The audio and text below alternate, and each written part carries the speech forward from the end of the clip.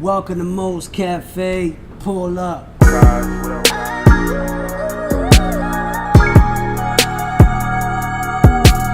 Welcome to Mosik Café. I'm your host, Mosik. Thank you guys for tuning in today. Make sure you subscribe on the link below.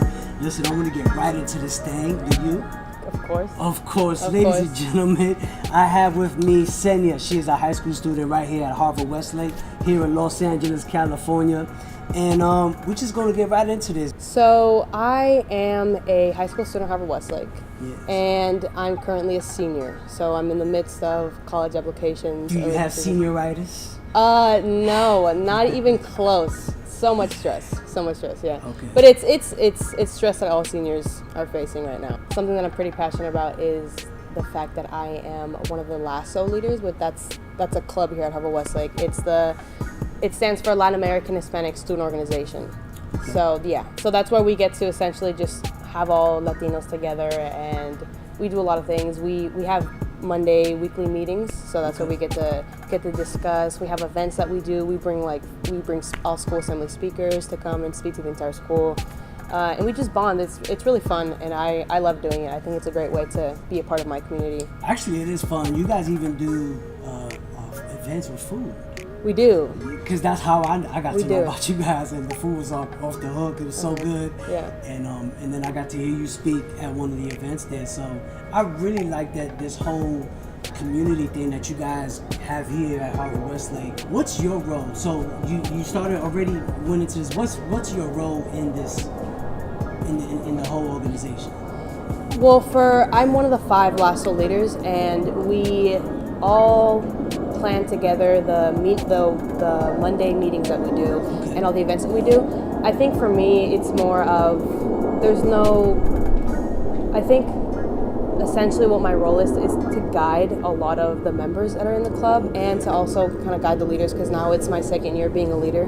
So I already have another year of experience of being a leader here at Harvard Westlake, and I'm grateful to now be a leader for a second year in a row, because I think that it does give me a lot of support to know what I'm doing, because I can be a better senior leader in guiding not only the leaders but also the members, and kind of essentially it's all of our job. But I know that's something that I really try to push, just to have this bonding community at Harvard Westlake, because this is such an important school in California and in Harvard, the United States. It's a pretty right. It's high. It's up there. Yeah. Tell me why, from your point of view, why is it important to even have LASO? Why is it important to be?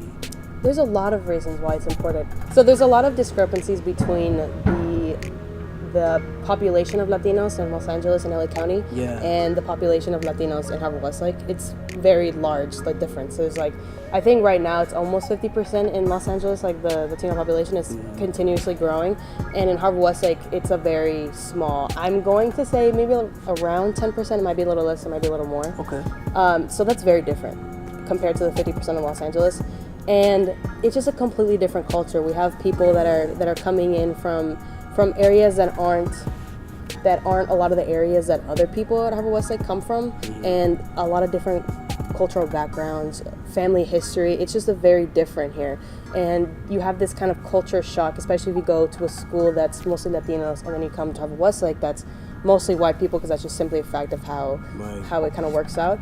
And there's this culture shock where you kind of just well, where do I go? Where are my people? Where do I find my people? Who can I bond with? Where people that look like me, that have my experiences? Because it can be kind of isolating when you don't have anyone around you that looks like you or has your kind of cultural background. Right. So it can be very lonely. So that's why it's so important to have LASO, because we're a very powerful group. I mean, it's important, and Harvard Westlake is really pushing to have diversity, so we're kind of on the forefront there. Do you think your efforts as a group is working? Yeah, I think it is because since we only started 3 years ago, and we already have a pretty consistent membership participation, and it's just we've had a lot of, I think it was the second year when we brought, so it was last year when we brought a speaker called, his name is Luis J. Rodriguez, and he, there was a lot of, it sparked a lot of controversy, just of the topics that he talked about, the way that he talked. So it's interesting just kind of seeing the backlash of certain things, and you kind of get to see in real time, like how our experiences as Latinos has a pretty kind of like a backlash when it's presented to everyone, because it could sometimes seem, especially if you come from an area that's not the area that most people come from here, like I said, it seems off almost. It seems different. It seems like it's not formal, for example. Right, and that's why it's important for you guys to have this, because you got to bring that level of awareness to them. You know, they don't really know you, and you don't really know them. You know, they only know you from, you know, what society has said or from what they've seen. So now that they have this up close encounter with you guys can, you know, confront some things and clear some things. Clear some things, which I really love. And like I said, I think the organization, you guys are doing a great job, phenomenal job here at Harvard Westlake and just the, you know, in the Los Angeles area with the state of politics. How has that affected you? What have you seen in your life? What have you seen with other Latinos? What have you seen? And what kind of, you know, anything made you upset?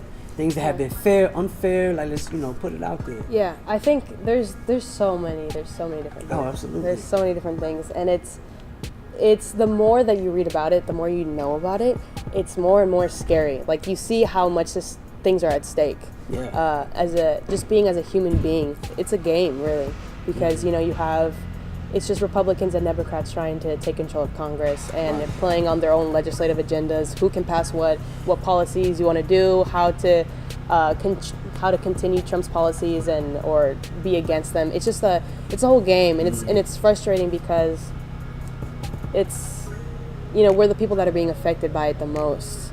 Not even just Latinos, but just as citizens in general, we're the ones that are being affected most by these elections. Before we go, if I'm a Trump supporter, what would you say to everybody out there who is, and you're just trying to persuade them to think, hey, you know, think not just the other side, but let's meet somewhere in the middle? What would you say? If I was talking to a Trump supporter? I'm an adamant Trump. Like, you are not going to change my mind. Yeah. I'm Trump all day, girl. Yeah. I think... See, that's a hard question. It's hard because it's difficult to be persuasive when someone is so like, this is what I believe and this is what's going to happen. And it's difficult to try to convince someone of something else. Oh man, that's so difficult. I think so many layers. There's so many layers. I think that the only way to really persuade someone is to really come from a humane approach and be like, okay, well, these are the issues and this is how it's affecting these human beings. Right. It's almost like you can even use like using individual stories and saying, this is what happened to this person, this person, this person. These are the groups of people that you're going to affect. These are the mothers, the sons, the daughters. They're actual human beings, and these issues are affecting them terribly. So that's one of the approaches I'm pretty adamant about, is finding people with those stories that every human can relate to, and how every decision has affected, you know, has affected us as human beings, regardless of what you believe in, who you believe in, regardless of your political stand. I cut you, you're gonna bleed red just like me. Right? And you're not gonna say, oh, that tickles. Right? No, it's real. So, well, ladies and gentlemen, that's all I have today for Mosik Café with my homegirl Xenia. Well, look at them nails, y'all. Thank you for being here. I hope we could do this again before you dip to college. All right, maybe with some of your peers and some of your Lasso community, and we could talk some more. So until next time, y'all, this your boy Mosik on Mosik Café. Peace.